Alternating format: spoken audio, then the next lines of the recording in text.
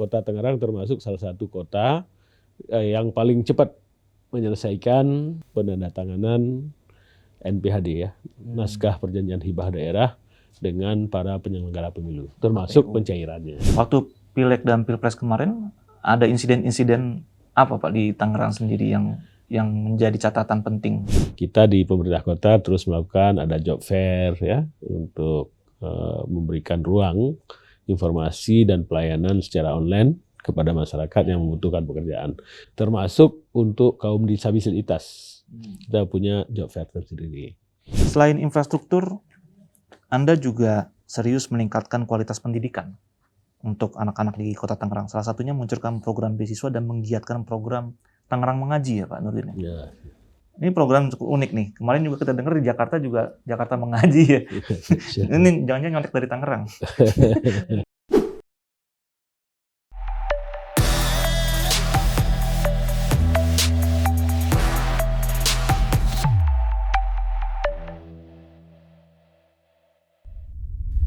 Kawan akurat, kita berjumpa lagi dalam Akurat Talk.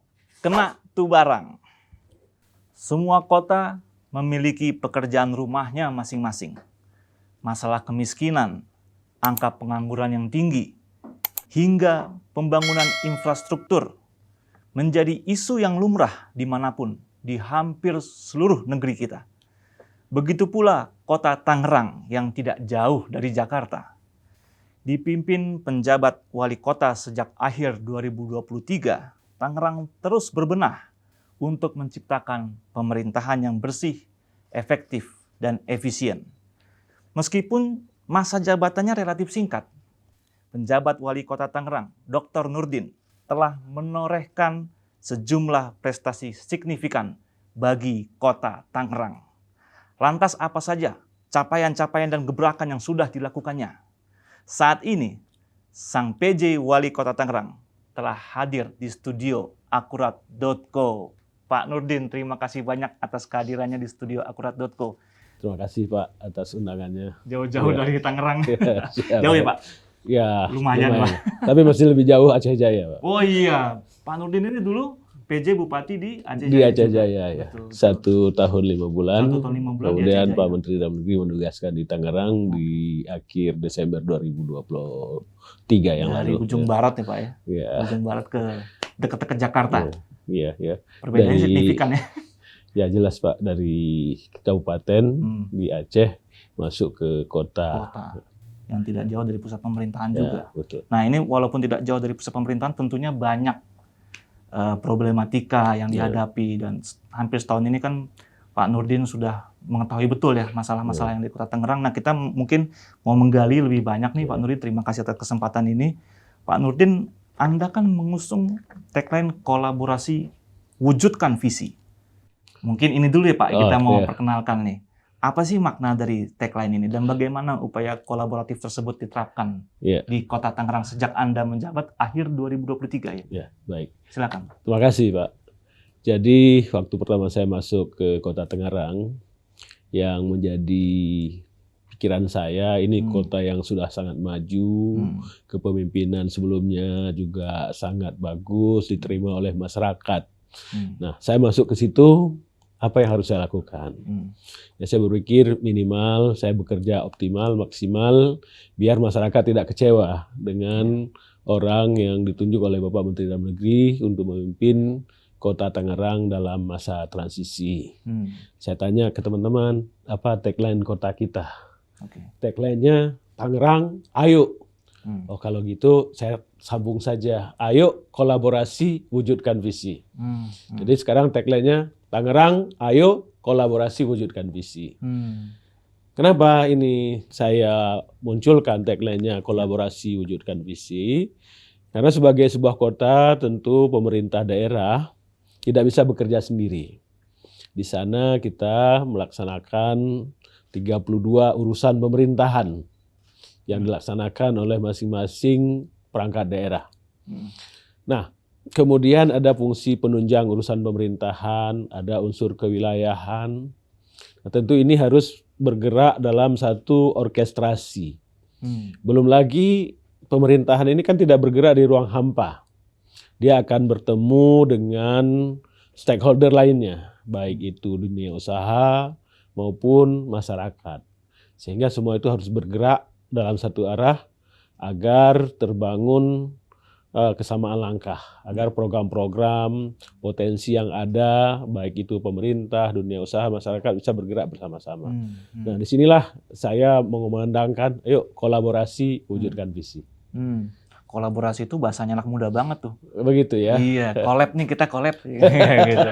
Kolaborasi, kan. Mantap. Iya, jadi pemerintah itu harus bisa bekerja bersama dengan atau melalui orang lain. Iya. Nggak bisa berjalan sendiri. Nggak bisa berjalan sendiri. Apa saja Pak Nurdin, visi prioritas yang Anda targetkan tercapai di Kota Tangerang selama masa jabatan Anda? Tentu sebagai sebuah pemerintahan sudah dibangun tata kelola yang demikian baik. Pergantian personil kepala daerah tidak menyebabkan pemerintahan daerah berhenti. Maka begitu kepala daerah selesai, RPJMD-nya selesai, maka pemerintah membuat di transisi itu ada namanya RKP, Rencana Kerja Pemerintah. Dalam transisi antara 2024 sampai dengan 2025. 2025 itulah yang menjadi arah gerak pemerintahan daerah. Jadi saya masuk visi dan sebagainya, kita nggak bicara visi lagi, bicara bagaimana apa yang sudah dicantumkan di dalam rencana pemerintah daerah itu bisa dilaksanakan.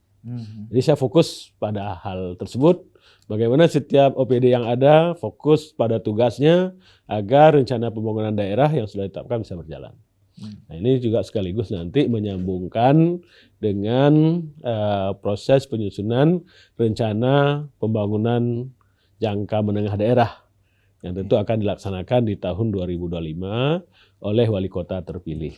Ya. Jadi saya mengawal sampai ke sana. Di mana rencana pembangunan jangka panjang daerah untuk 2025-2045 sudah selesai.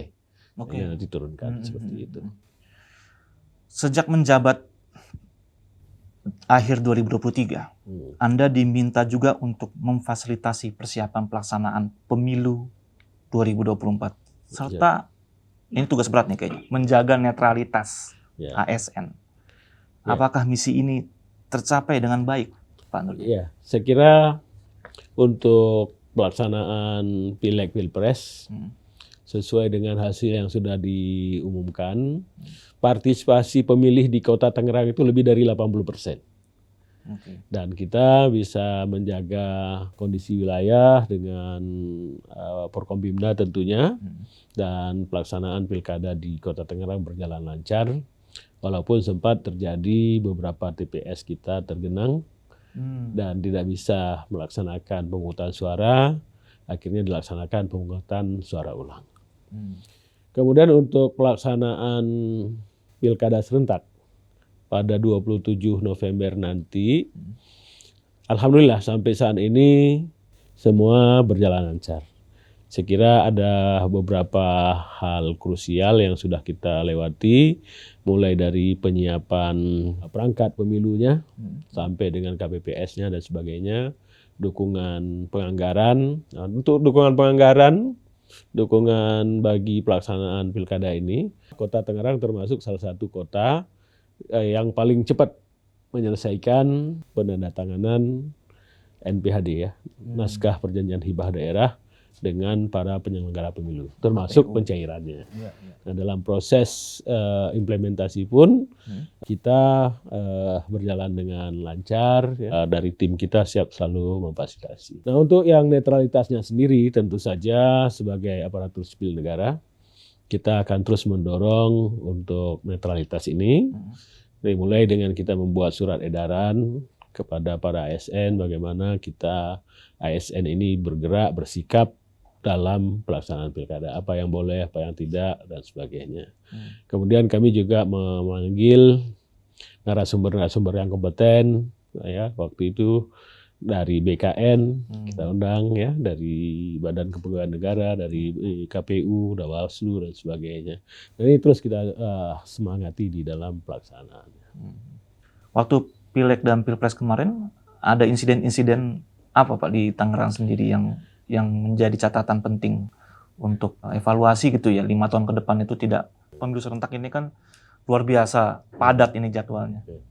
Saya kira dalam proses kemarin semua berjalan lancar ya, mulai dari penyiapan petugas, kemudian juga penyiapan logistik, ya itu berjalan dengan lancar semua. Cuman pas di pemungutan suara saja, malamnya itu ada hujan, badai, nah, beberapa TPS-nya roboh, beberapa terkena banjir. Nah itulah yang menyebabkan waktu itu beberapa tempat tidak bisa melakukan pemungutan suara. Akhirnya dilakukan pemungutan suara ulang. Nah, untuk mengantisipasi hal yang sama supaya tidak terjadi, maka di dalam pelaksanaan pilkada ini kami sudah berkoordinasi dan meminta supaya tempat-tempat yang rawan banjir dan genangan itu tidak dibuatkan TPS di situ, cari lokasi yang lebih tinggi, misalnya di sekolah dan sebagainya. Kondusivitas masyarakat menjelang pilkada 27 November ini bagaimana Pak Nurdin? Ini kan ya namanya pilkada, pasti ada polarisasi di situ, referensi politik sendiri. Kan. Di Tangerang sendiri bagaimana situasinya? Saya kira di tingkat masyarakat kondisi masih tetap kondusif. Sudah sampai pada satu kesadaran bersama, saya kira bahwa pilkada ini adalah ajang konstitusional untuk memilih pemimpin kepala daerah, dalam hal ini gubernur, wakil gubernur, wali kota, dan wakil wali kota. Ini kesadaran kolektif semuanya. Dan tentu kita mendorong dua pihak, ya, masyarakat untuk bisa bebas memilih, dan pasangan calon untuk bebas memperkenalkan dirinya kepada konstituen, kepada masyarakat. Sampaikan yang terbaik dari Anda agar masyarakat tertarik untuk memilih Anda. Kepada masyarakat kami pesankan bahwa ini adalah ajang mereka untuk memilih siapa yang akan memimpin Kota Tangerang. Ya. Karena memilih pemimpin tidak sama dengan kita membeli barang. Kalau membeli barang di toko, kita nggak suka dengan toko itu, kita boleh pindah ke toko yang lain. Tapi kalau memilih enggak. Sekali kita pilih ya udah 5 tahun lagi, nanti baru boleh milih lagi. Anda sering melakukan edukasi dalam kunjungan-kunjungan ke masyarakat itu Pak, untuk tidak terjebak dalam polarisasi yang berlebihan, terjebak dalam konflik. Saya kira hanya selalu karena ya politik. Pak, selalu ya. Mulai dari aktivitas-aktivitas pemerintah daerah, kami membuat pertemuan dengan RW, se-Kota Tangerang, di kecamatan-kecamatan, pertemuan dengan para alim ulama, para tokoh masyarakat, pertemuan dengan para pelaku seni, dengan OKP, dengan LSM, semua kita lakukan. Dan semua itu kita sampaikan pesan yang tadi ya, bahwa pemilu ini adalah mekanisme konstitusional untuk menentukan siapa yang akan memimpin kota 5 tahun ke depan. Samping tentu saja ada juga kegiatan-kegiatan yang diselenggarakan oleh Komisi Pemilihan Umum. Sosialisasi, kami sering bersama-sama dengan mereka untuk menyampaikan hal ini kepada masyarakat. Untuk atribut-atribut APK di jalan itu banyak yang melanggar nggak tuh Pak di Tangerang Pak? Maksudnya terlalu penempatannya mungkin tidak terlalu pas gitu, atau tidak di wilayah terlarang begitu. Penertibannya bagaimana tuh? Sebelum masa kampanye dimulai, memang waktu itu sudah bermunculan atribut-atribut kampanye. Kami dengan Satpol PP, dengan KPU, Bawaslu melakukan penertiban. Kemudian pada saat sekarang pun, ya tetap kita menjaga supaya keindahan kota tetap terjaga dan proses sosialisasi calon juga bisa dilaksanakan.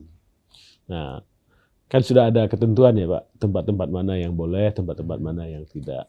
Sejauh ini semua masih relatif patuh pada peraturannya. Patuh, karena ya itu tadi komitmen bersama kita ya menjaga kota, dan kita membuat deklarasi damai juga dengan para paslon, dan juga saya melakukan pertemuan-pertemuan juga dengan pimpinan partai politik ya dalam satu forum resmi silaturahmi ya, agar kita semua bisa menjaga ini adalah kota kita, ketertiban, keberhasilan adalah juga untuk bagi kita semua, seperti itu. Oke. Kita masuk ke infrastruktur Pak. Oh ya.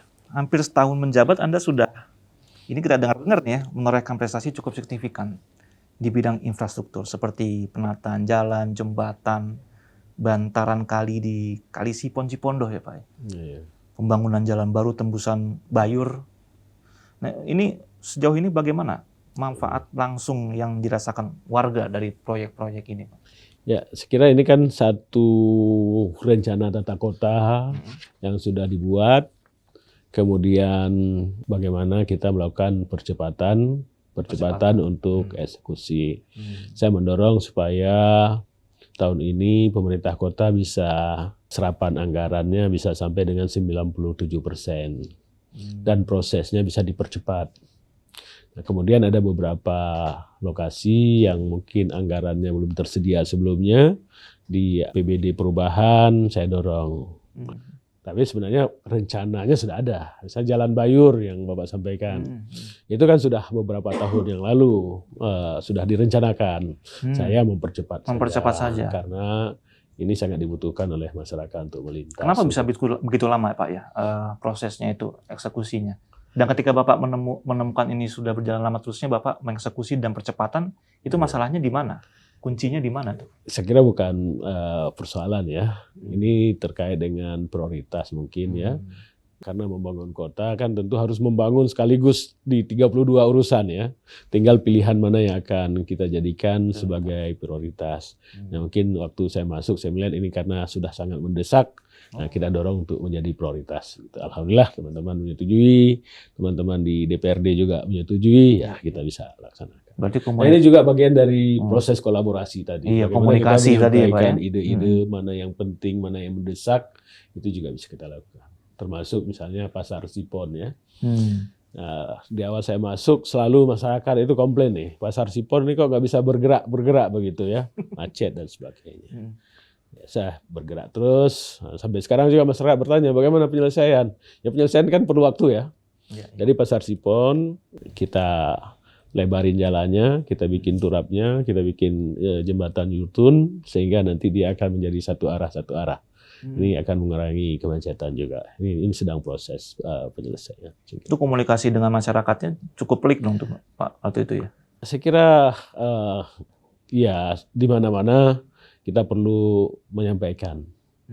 Sepanjang kemanfaatan publiknya lebih besar, kita harus pilih pilihan itu. Ya mungkin itu kunci ya yang saya yakini betul. Proses penyadaran ke publik ya. Harus dilihat dulu kemanfaatan publik bagaimana. Nah, nanti baru dari situ kita coba buka. Masalahnya seperti apa sih? Seperti orang membuka bawang ya.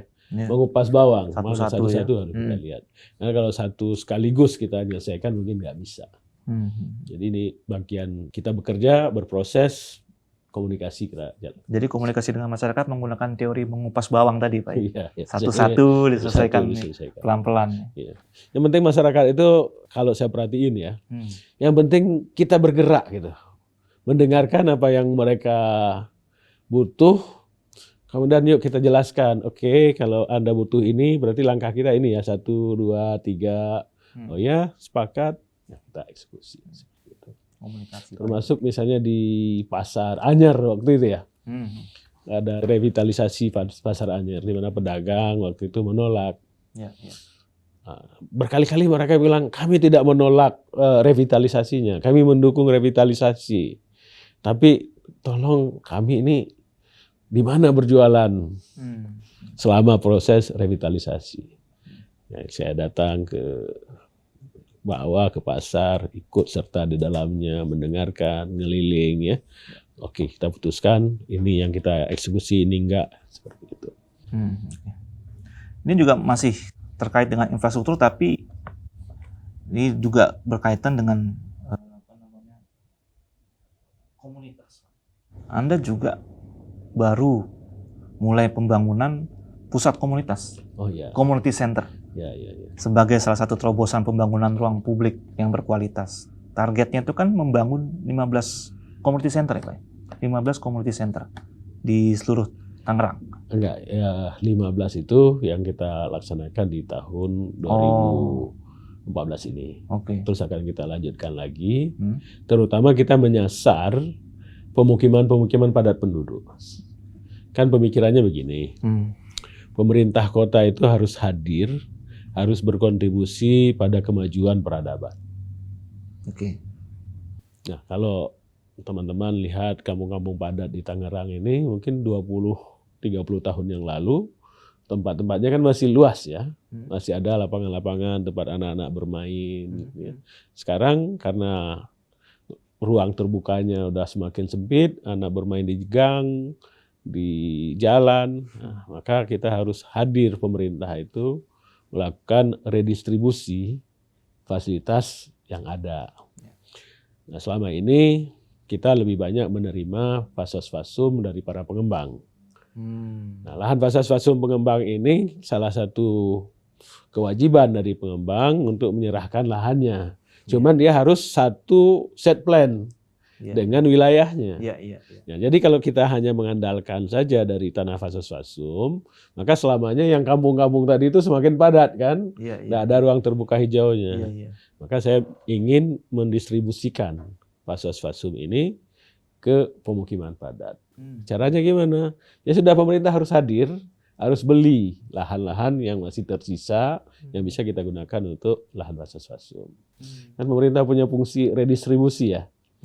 Ya, revenue yang diperoleh dari satu tempat, ya, dia bisa boleh meredistribusikan ke tempat-tempat yang minus tadi, ya, tempat-tempat pemukiman padat. Itu filosofi pemikirannya. Nah, kemudian ada tantangan juga. Selama ini kita mematok untuk community center itu luasan lahannya 200 meter.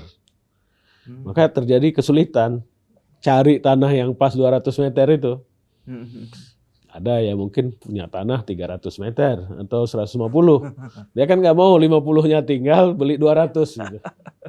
Gitu. Saya dilaporin itu, ya saya bilang, udah kita bikin aja modelnya, kita buat klasifikasi, tipe A, B, C, D, E. Jadi yang 200 ke bawah ya, karena kita punya dasar 200 harus tetap hidup kan, 200 ke bawah, 200 sampai 500 meter sampai dengan 1000, dan di atas 1000 meter. Ya, silakan ya, warga yang punya tanah di kampung nanti dengan luasan tertentu yang mau dijual, nah, sampaikan lewat RW, lewat kelurahan, lewat camat, nanti untuk lahan itu kita beli, kemudian kita bangunkan community centernya. Ya, nanti yang di tipe yang besar-besar tadi, yang di atas 1000, itu akan kita lengkapi dengan fasilitas jogging track, olahraga, ya, RTH, tempat penitipan anak. Jadi berdasarkan ketersediaan lahan di situ ya? Karena kan ini kita udah berkembang, tinggal betul. sisa lahan yang ada, itulah yang akan kita pakai untuk memberikan ruang terbuka bagi warga-warga di pemukiman padat. Community center ini baru ya Pak ya, ide baru ini. Sebelumnya belum pernah ada. Nah, sebelumnya kita membangun ada ya, itu lebih banyak untuk posyandu. Kita beri nama community center. Nah, menurut saya, pemahaman saya, yang namanya community center kan harus menjadi pusat kegiatan masyarakat. Maka kalau pusat kegiatan masyarakat, ya idealnya harus lebih luas. Maka ini sekaligus dengan dalam rangka kita menambah ruang terbuka hijau di kota, sekaligus juga ada aktivitas warga di kampung, maka kita buat seperti itu. Yang diharapkan apa Pak dari pembangunan community center ini? Ya, yang pertama tentu warga-warga di pemukiman padat tadi punya ruang terbuka untuk mereka bisa bersama-sama. Seperti taman gitu ya? Taman ya, ruang terbuka hijau lah. Ini itu di satu sisi dari sisi sosialnya. Yang kedua, mereka punya ruang, misalnya di situ akan ada posyandu, akan ada tempat penitipan anak, ada TK dan sebagainya. Ini sejalan sebenarnya dengan program dari Kementerian Dalam Negeri yang sedang mendorong update posyandu. Bahwa posyandu itu bukan hanya untuk pelayanan balita, tapi di situ ada juga bagaimana kita mensosialisasikan tentang air bersih, air limbah, dan sebagainya. Kemudian dari Kementerian Kesehatan ada namanya integrasi layanan primer. Jadi bahwa layanan kesehatan itu harus mengikuti long life masyarakat. Mulai dari pelayanan balita, pelayanan remaja, orang tua, lansia, itu harus ada. Nah, program ini didorong adanya di puskesmas pembantu. Oke. Nah, namun di Kota Tangerang, puskesmas pembantunya itu sudah di-upgrade menjadi puskesmas. Oh. Maka untuk melaksanakan program integrasi layanan primer ini, ya kita dorong di Posyandu. Nah, sebenarnya disitulah ketemu nih berbagai program Oke. yang ada. Jadi community center itu bisa menampung semua program itu ya. Termasuk penyediaan ruang terbuka hijau, di mana di Kota Tangerang ruang terbuka hijau di kampung-kampung itu semakin sulit. Nah, jadi itu integrasi semuanya bisa kita lakukan di situ. Jadi bentuknya itu seperti taman atau gedung gitu Pak? Seperti balai rakyat atau seperti apa? Jadi nanti di dalam masing-masing tipe itu sudah distandarkan. Satu ya semua tipe, baik yang kecil maupun yang besar, dia punya bangunan. Dengan luasan 60 meter. Itu, oke. Kemudian ada tempat parkirnya. Oh gitu. Nah, kemudian semakin besar semakin lengkap ya. Nanti kalau yang semakin besar ada jogging track. Ada tempat penitipan anak, saya seperti itu. Daycare gitu ya. Kemudian mungkin kalau di situ belum ada PAUD, bisa ditambahkan di situ. Jadi masing-masing luasan dengan tipologi sudah kita standarkan. Berolahraga juga bisa di situ. Nanti di jogging track kan kalau dia punya berkesenian, kebudayaan juga bisa di situ Pak ya. Kan namanya kan community center, pusat kegiatan masyarakat. Jadi tentu harus bisa menampung itu. Sejauh ini gimana Pak realisasinya? Tadi kan Anda bilang 15 itu tahun ini ya? Ya, tahun ini saya sudah melakukan peletakan batu pertama dan sudah sedang proses pembangunan. Dan untuk usulan tahun 2025, saya tanya kemarin sudah ada 17 kelurahan yang mengajukan. Jadi ini kita dorong terus. Dan saya senang sekali teman-teman di DPRD juga mendukung program ini untuk berjalan. Bagus sekali nih Pak. Kita lanjut Pak. Pemerintah Kota Tangerang itu kan berhasil mendapatkan baru-baru nih, mendapatkan dana insentif fiskal. Kategorinya percepatan penghapusan kemiskinan ekstrim. Juga dana alokasi insentif fiskal kategorinya penurunan stunting. Ini dua-duanya berkaitan dengan kesejahteraan masyarakat. Secara total Pemkot menerima alokasi insentif fiskal itu sekitar 12 miliar Pak ya tahun ini. Ini bagaimana strategi yang Anda terapkan untuk mencapai pencapaian ini Pak selama ini? Stunting, terus ya kemiskinan ekstrim. Ya, yang pertama untuk kemiskinan ekstrim ada strategi kita untuk meningkatkan kemampuan mereka di dalam memenuhi kebutuhan pokok. Ada bantuan sosial ya yang mereka terima. Kemudian ada juga bantuan modal. Kemudian juga mereka diikutkan dalam berbagai program seperti bedah rumah, ya, meningkatkan sirkulasi rumahnya, menambah jamban dan sebagainya. Sanitasi gitu. Ya. Nah, dengan dapat uang apa tadi itu insentif fiskal, uangnya kita balikin lagi ke mereka. Saya tambahin tahun ini. Perbaikan rumahnya kita lakukan, tapi tidak semua ya. Untuk 104 orang. Satu kelurahan satu, itu perbaiki rumahnya, kemudian dicek kalau dimungkinkan untuk berjualan misalnya, usaha, tambahin usahanya, kemudian ditambahin dengan modal kerja. Satu orang 20 juta. Berupa barang yang mereka nanti akan berjualan di situ. Jadi ini dari uang insentif fiskal kita tambahin. Yang 12 miliar tadi dikembalikan lagi ke masyarakat. Sifatnya untuk menguatkan ekosistem ekonomi di situ. Nah, untuk anak-anak stunting sendiri, dari uang insentif fiskal kemarin juga untuk menguatkan program-program yang ada. Seperti menambah untuk pemberian makanan. Jadi untuk keluarga miskin, ada anak stuntingnya, itu kita tambahin tadi. Tambahin pemberian makanan.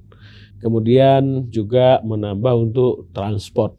Jadi gini, Kota Tangerang saya sudah membuat kerjasama dengan 7 rumah sakit sebagai rujukan bagi anak-anak yang sudah teridentifikasi stunting ini. Biayanya kita... Jumlahnya cukup banyak nggak tuh Pak? Di Tangerang? Untuk Tangerang ada sekitar 600 yang teridentifikasi ya. Dari hasil pengukuran serentak yang kita lakukan. Nah, ini nanti mereka dirawat di 7 rumah sakit tadi. Nah, kita tambahin transport untuk pendampingnya. 7 rumah sakit itu ada di mana aja tuh? Di dalam Kota Tangerang. Dalam Kota Tangerang. Ya, Oke. Sama rumah sakit di Tangerang cukup banyak, 37 Hmm. rumah sakit. Oke. Ya, sehingga ini yang kita dorong untuk menjadi partner dari pemerintah kota. Dan tentu pemerintah kota juga melakukan kegiatan penimbangan, ya, pemberian tambahan makan bergizi dan sebagainya untuk anak-anak. Di uang yang ada kemarin itu kita Langsung turunkan kembalikan lagi. Bentuknya program tadi Ya. bedah rumah tadi, Ya. modal kerja dan lain-lain. Modal kerja, ya, kemudian Transport pemberian makan petugas pendamping, transport keluarga dan sebagainya itu bagi anak-anak yang dirujuk ke rumah sakit. Oke. Selain infrastruktur, Anda juga serius meningkatkan kualitas pendidikan untuk anak-anak di Kota Tangerang. Salah satunya meluncurkan program beasiswa dan menggiatkan program Tangerang Mengaji, ya Pak Nurdin. Ya. Ini program cukup unik nih. Kemarin juga kita dengar di Jakarta juga Jakarta Mengaji ya. Ini jangan-jangan nyontek dari Tangerang. Mungkin Anda bisa jelaskan apa sih program Tangerang Mengaji ini, beasiswa tadi, bagaimana penerapan program ini, Oke. Pak Nurdin? Kita mulai dari beasiswa dulu. Ya. Di Kota Tangerang kita punya 2 beasiswa. Satu beasiswa yang melekat langsung kepada pelajar. Oke. Jadi anak-anak diberi beasiswa dari data yang tercantum dalam DTKS 80.000 kalau nggak salah untuk satu anak yang di SD, 100.000 untuk yang SMP. Kemudian yang kedua, kita memberi juga bantuan non personal kepada sekolah-sekolah swasta.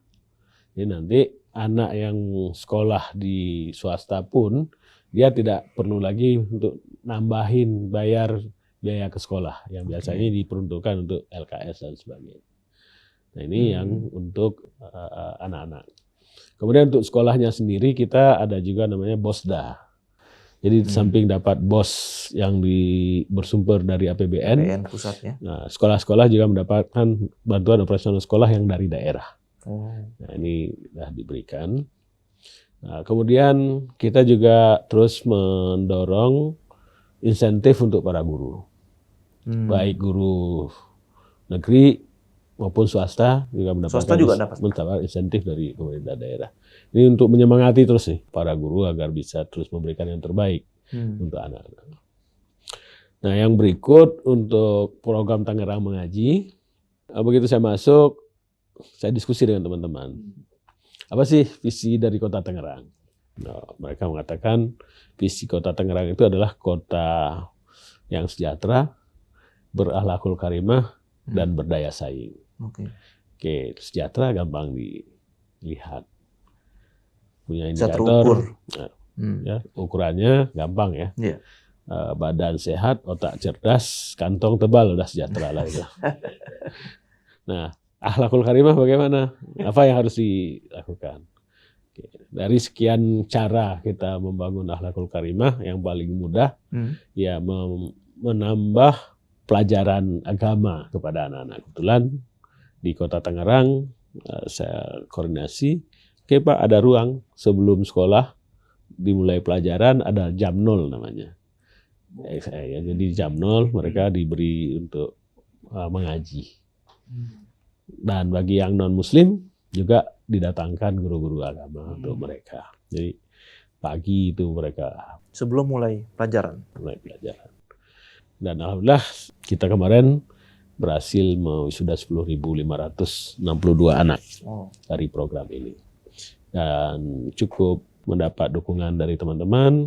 Ternyata kebetulan kita sudah punya namanya Perda tentang Madrasah Diniyah Tamliyah, MDT.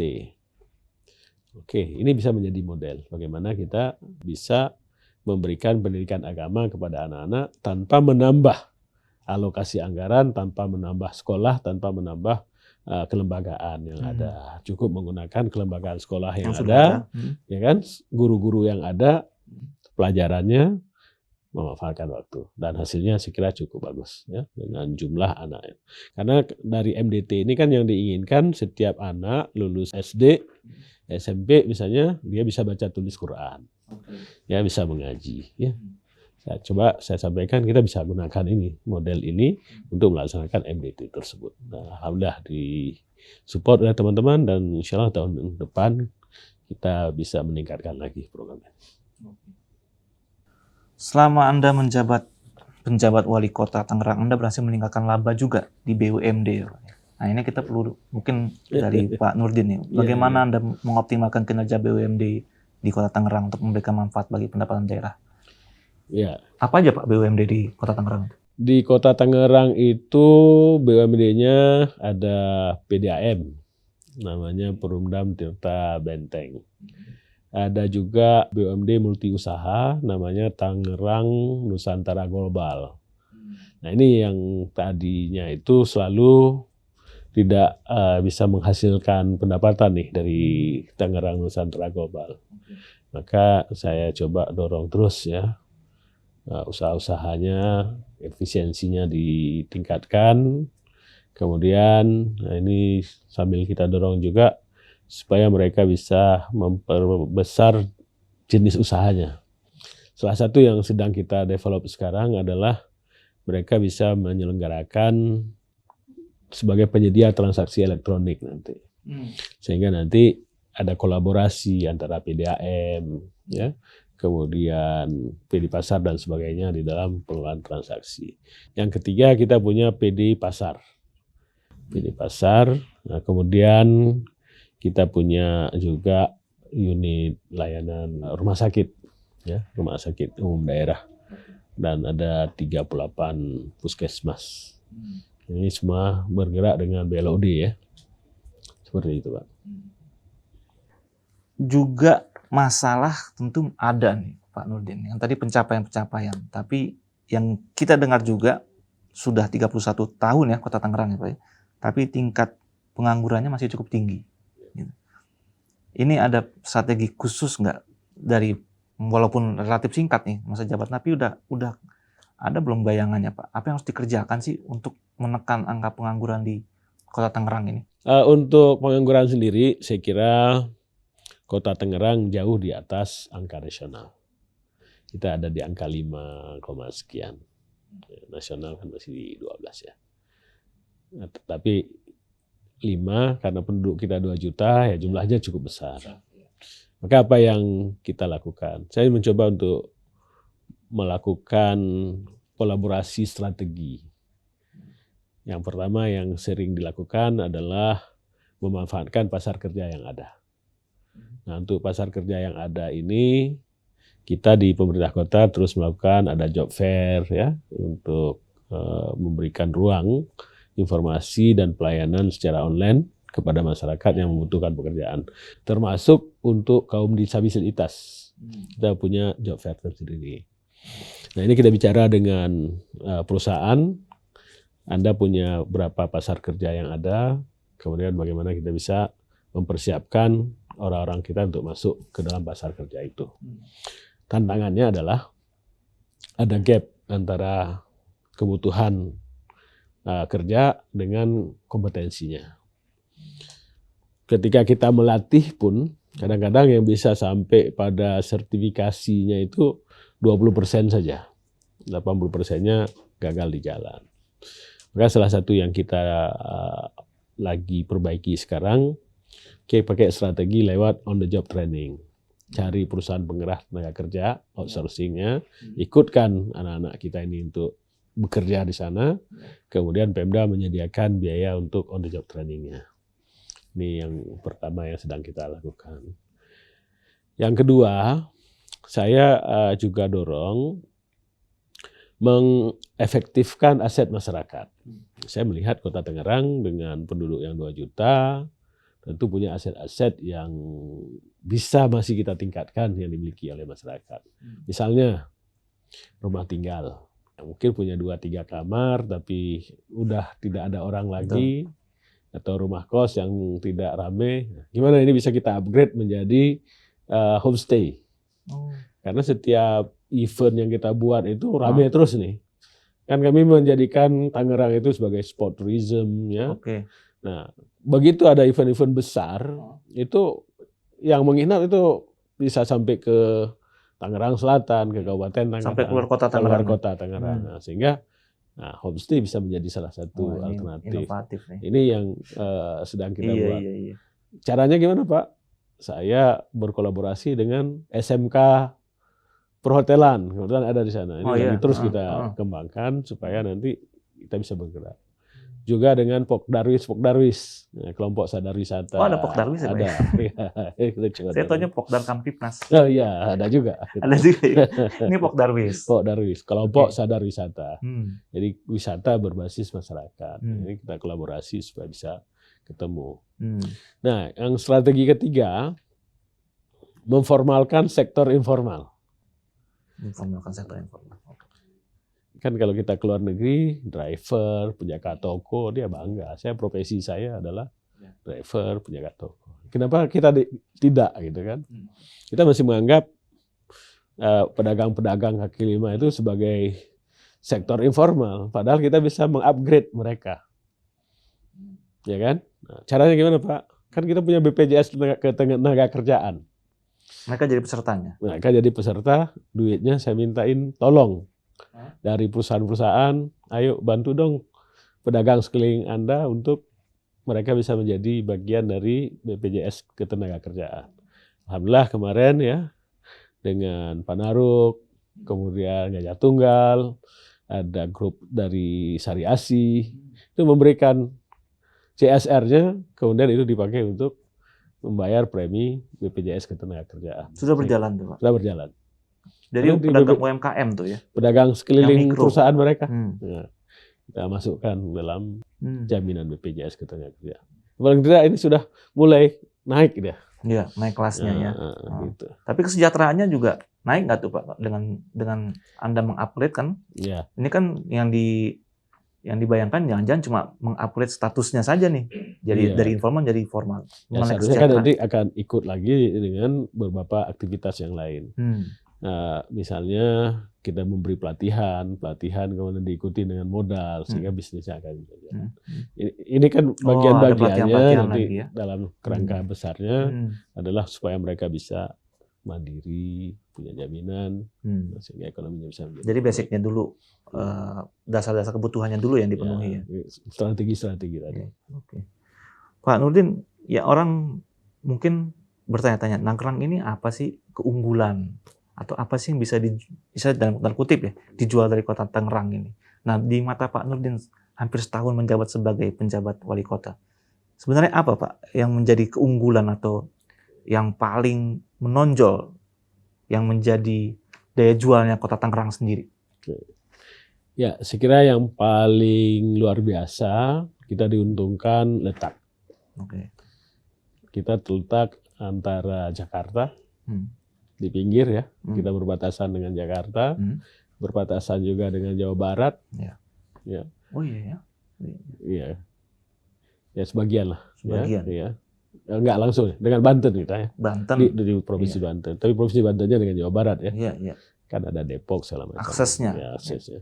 Kemudian dengan tempat itu, kemudian kita punya Bandara Soekarno-Hatta. Sehingga siapapun yang datang ke Jakarta lewat Soekarno-Hatta pasti mendengar Tangerang. Nah ini yang menjadi satu kemudahan. Nah kemudian apa yang harus kita lakukan? Maka kita mendorong supaya Tangerang menjadi kota yang dikunjungi orang. Jadi dia bukan hanya lewat tapi dikunjungi. Nah kita bikinlah Tangerang itu menjadi sport tourism. Aktivitas-aktivitas sport, event dan sebagainya itu bisa jalan. Supaya apa? Menggerakkan ekonomi kota Tangerang tadi, sehingga sumber daya itu bisa bergerak. Nah, yang berikut yang sebenarnya yang belum maksimal adalah menjadikan Tangerang dengan Sungai Cisadanenya itu menjadi kawasan wisata premium. Ini sedang terus saya dorong ke teman-teman. Tidak banyak kota di dunia ini yang punya sungai di tengah kota. Tangerang itu punya 3 sungai di tengah kota itu. Dan khusus yang Cisadane itu turap dan sebagainya jalan udah cukup bagus. Nah tinggal kita bagaimana bisa mengintegrasikan itu. Yang berikut sejarah panjang Tangerang juga. Tangerang bisa menjadi kota heritage ya, yang ketika bisa kita integrasikan tadi Sungai Cisadane, peninggalan-peninggalan budaya, nah ini menjadikan Tangerang semakin menarik untuk dikunjungi. Banyak kejadian bersejarah juga di Tangerang itu ya. Dan juga sekira Tangerang kan punya pabrik yang cukup banyak. Iya. Saya juga lagi mendorong supaya nanti kita bisa belanja dengan harga pabrik. Ini teman-teman lagi bergerak untuk menyiapkan itu. Wow. Iya. Apa harapan Anda? Ini terakhir, Pak Nurdin. Untuk Kota Tangerang setelah nanti masa jabatan Anda sebagai penjabat sementara itu berakhir dan menyerahkan itu kepada kepemimpinan yang definitif 5 tahun. Ya, harapan saya tentu Tangerang harus terus berlanjut. Semua harus terkoneksi. Apa yang dilakukan oleh pemimpin sebelumnya, apa yang saya kerjakan, dan apa yang akan dilaksanakan oleh wali kota terpilih nanti adalah sebagai satu kesatuan membangun Kota Tangerang. Kita harus terus bergerak agar pembangunan berkelanjutan, kesejahteraan semakin baik bagi masyarakat Kota Tangerang. Oke. Pak Nurdin, terima kasih banyak. Terima kasih. Bicaraannya sangat menginspirasi. Terima kasih. Kawan Akurat, semoga perbincangan ini bermanfaat dan menginspirasi Anda. Kita akan bertemu lagi dalam episode selanjutnya di Akurat Talk. Kena tuh barang.